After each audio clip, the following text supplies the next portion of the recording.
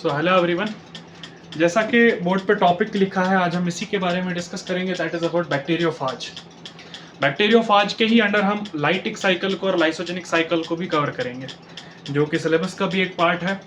Plus bacteriophage को जब study किया जाए तो इसी में दोनों साइकिल्स को पढ़ा दिया जाता है।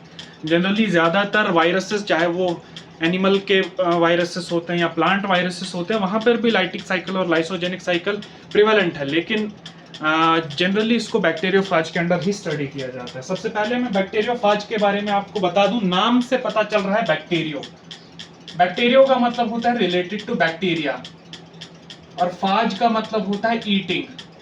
फैजी जैसे आपने सुना होगा, इसका मतलब होता है ईटिंग। तो बैक्टीरिया ईटिंग का मतलब क्या, कि ये वायरसेस का वो वाला ग्रुप है जो बैक्टीरियल सेल को इन्फेक्ट करती हैं और बैक्टीरिया को किल कर देती हैं। जनरली कुछ वायरसेस प्लांट सेल्स को इन्फेक्ट करती हैं, कुछ वायरसेस एनिमल सेल्स को इन्फेक्ट करती हैं, और कुछ वायरसेस हमारे पास बैक्टीरियल सेल को इन्फेक्ट करती हैं। वैसे तमाम वायरसेस को जो एक बैक्टीरियल सेल को इन्फेक्ट करती हैं, एक बैक्टीरिया को इन्फेक्ट करती हैं, उनको बैक्टीरियोफाज कहा जाता है। बैक्टीरिया ईटिंग का मतलब उनको खा डालती है, पूरे सेल को खत्म कर देती है, डिस्ट्रक्ट कर देती है। बैक्टीरियोफाज को सबसे पहले एक बंदे ने डिस्कवर किया था जिसका नाम था टोवर्ट। टोवर्ट ने 1915 में ऐसे वायरसेस को ऑब्जर्व किया था। लेकिन जनरली ये टर्म बैक्टीरियोफाज इसके बाद 2 साल बाद, यानी 1917 में दूसरे एक साइंटिस्ट ने जिसका नाम डी हैरल्स है, डी हैरल्स ने कॉइन की थी। मतलब बैक्टीरियोफाज ने, जो बैक्टीरियोफाज टर्म है, ये 1917 में डी हैरल्स ने कॉइन की है। अब जनरली ये वो वायरसेस होते हैं जो इन्फेक्ट करते हैं बैक्टीरिया को, और इसको फाइनली किल कर देते हैं, मार देते हैं। इन वायरसेस को हम बैक्टीरियोफाज बोलते हैं। इसका एक सिंपल सा मैंने आपको इंट्रोडक्शन दिया। बाद में वो स्पेसिफिक वायरसेस, वो स्पेसिफिक बैक्टीरियोफाज जो इन्फेक्ट करते हैं किसको, ई कोलाई एक बैक्टीरिया, हिस्चर्चिया कोलाई सबसे ज्यादा स्टडीड बैक्टीरिया है। जो इस स्पेसिफिक बैक्टीरिया को वायरसेस इन्फेक्ट करते हैं, उनका अलग से नाम कोलीफाज रखा गया है। कोलीफाज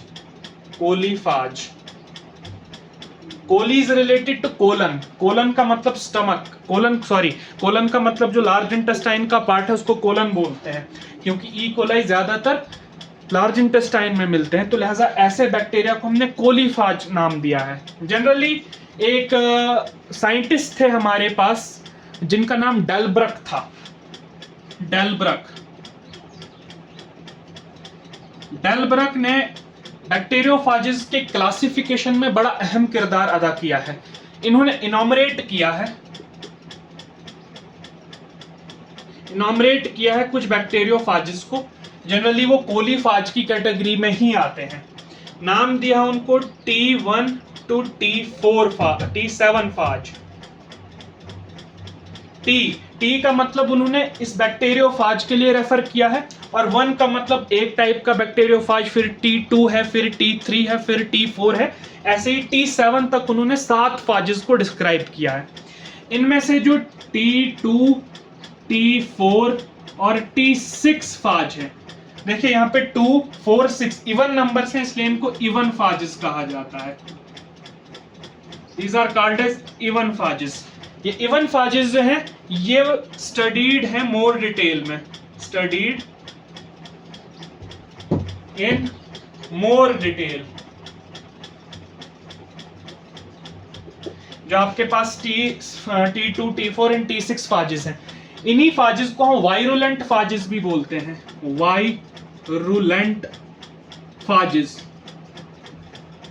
वायरुलेंट का मतलब जो आपके पास वायरुलेंसी की पोटेंसी रखते हैं, मतलब सेल को डिस्ट्रक्ट करने की पोटेंसी रखते हैं।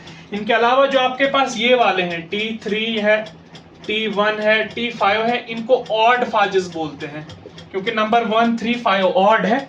ये जनरली लेटेंट फाजेस होते हैं। हालांकि हम लेटेंट में एक अलग फाज की एग्जांपल लेंगे जिसका नाम लैम्डा फाज होता है।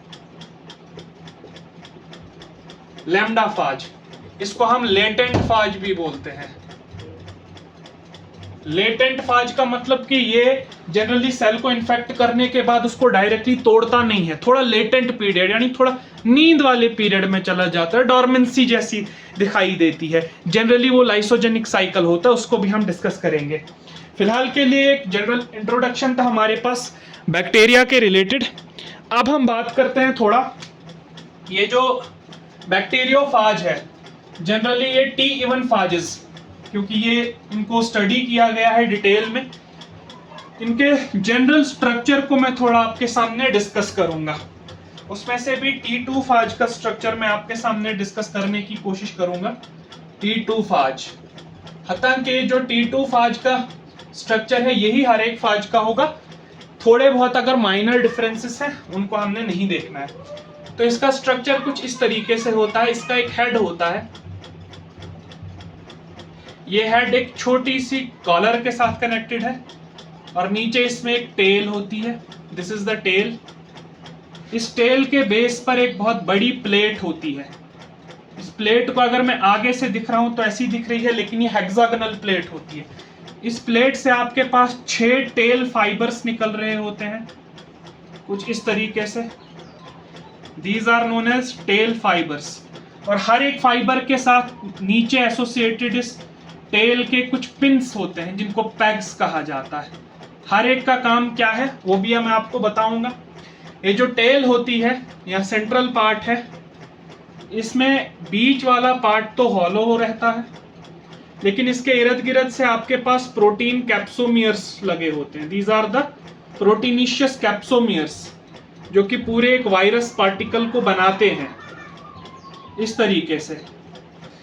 तो इसके अंदर जो हेड है, हेड के अंदर आपके पास इसका जेनेटिक मटेरियल होता है, न्यूक्लिक एसिड होता है, ये कुछ इस तरीके से दिखता है। इसको अगर मैं नाम दूं तो this is called head. Head की एक सिमेट्री होती है। सबसे पहले तो मैं लिख दूं, ये जो फाजेस होते हैं these have binal symmetry. Binal symmetry, binal symmetry का मतलब इनमें दो तरह की सिमेट्री है। Generally animal viruses and plant viruses एक तरह की सिमेट्री रखते हैं, लेकिन बैक्टीरियोफाजेस में दो तरह की सिमेट्रीज मिलती हैं। इस हेड में अलग सिमेट्री होगी और इस टेल में अलग सिमेट्री है। इस हेड में पॉलीहेड्रल टाइप की सिमेट्री मिलती है, इस टेल में हेलिकल सिमेट्री मिलती है। तो दो अलग अलग सिमेट्रीज की वजह से इसको बाइनल कहा। बाई का मतलब होता है टू, ये इंपॉर्टेंट फीचर है। तो मैं लिखूंगा हेड की अलग रहती है जो पॉलीहेड्रल है, और जो टेल है इसकी अलग है जो हेलिकल होती है। अब जनरली इनकी डिटेल्स में मैं नहीं जाऊंगा, ये आपको पता होने चाहिए। जब आप वायरोलॉजी को पढ़ रहे हो तो इन सिमेट्रीज के बारे में आपको पता होना चाहिए। ये हेड जो है इसके अंदर एनकैप्सुलेटेड होता है double stranded circular DNA. Circular DNA जो इसका मेन जेनेटिक मटेरियल है, ये बात आपको पता होनी चाहिए। इस हेड का जो डायामीटर होता है वो लगभग 50 नैनोमीटर होता है, ये बात याद रखिए। और पूरे वायरस की जो लेंथ है, अगर मैं कहूं वेरी करती है, लेकिन जनरली 200 टू 280 नैनोमीटर तक इसकी लेंथ जाती है। बीच में जो ये हाईली कंस्ट्रिक्टेड रीजन है इसको कॉलर बोलते हैं। बीच में ये वाली जो पूरी की पूरी शीट आ रही है जो आपके पास इन प्रोटीन कैप्सोमियर्स की बनी हुई है, इसको प्रोटीनिशियस शीथ बोलते हैं। Protein sheath. इस प्रोटीन शीथ में लगभग ये 2000 कैप्सोमियर्स होते हैं। कैप्सोमियर्स जिन्होंने एक दूसरे को हेलिकल अरेंजमेंट में रखा है इस पूरी की पूरी मिडल पोर्शन में, इस बैक्टीरियोफाज में, इसलिए हेलिकल सिमेट्री मैंने बोली। ये प्रोटीन शीथ की एक प्रॉपर्टी होती है, कॉन्ट्रैक्टाइल होती है। कॉन्ट्रैक्टाइल का मतलब कि एक स्पेसिफिक टाइम आने पर ये आपस में कॉन्ट्रैक्ट कर सकती है, इसलिए मैंने इसको कॉन्ट्रैक्टाइल बोला। ये अपने साइज को रिड्यूस कर सकती है। ये जो नीचे प्लेट है इसको बेसल प्लेट बोलते हैं। बेसल प्लेट जो आपके पास हेक्सागोनल होती है, हेक्सागोनल बेसल प्लेट कुछ इस तरीके से। हेक्सागन की 4 साइड्स होती हैं। अब देखिए यहाँ पे तो ये आगे का व्यू है, लेटरल व्यू है, तो ये थोड़ा सा आपको वन डायमेंशनल दिख रही है, लेकिन ऊपर से देखने पे ये या नीचे से देखने पे ऐसी लगती है। इसके हर एक कॉर्नर से एक टेल फाइबर एराइज होता है, हर एक कॉर्नर से एक टेल फाइबर एराइज होता है, जो मैंने ये 6 टेल फाइबर्स लिखे हैं। और इसके नीचे साइड से हर एक कॉर्नर पे, हर एक वर्टेक्स पे नीचे साइड से एक पिन लाइक स्ट्रक्चर होता है, जो मैंने यहां पर दिखाए हैं। इनको पिन्स बोलते हैं या पैग्स बोलते हैं। ये अटैचमेंट में हेल्प देते हैं, याद रखिएगा। ये जो लंबे लंबे स्ट्रक्चर्स ये 6 होते हैं, इनको टेल फाइबर्स बोलते हैं। ये जनरली सेल से बाइंड करने में हेल्प देते हैं।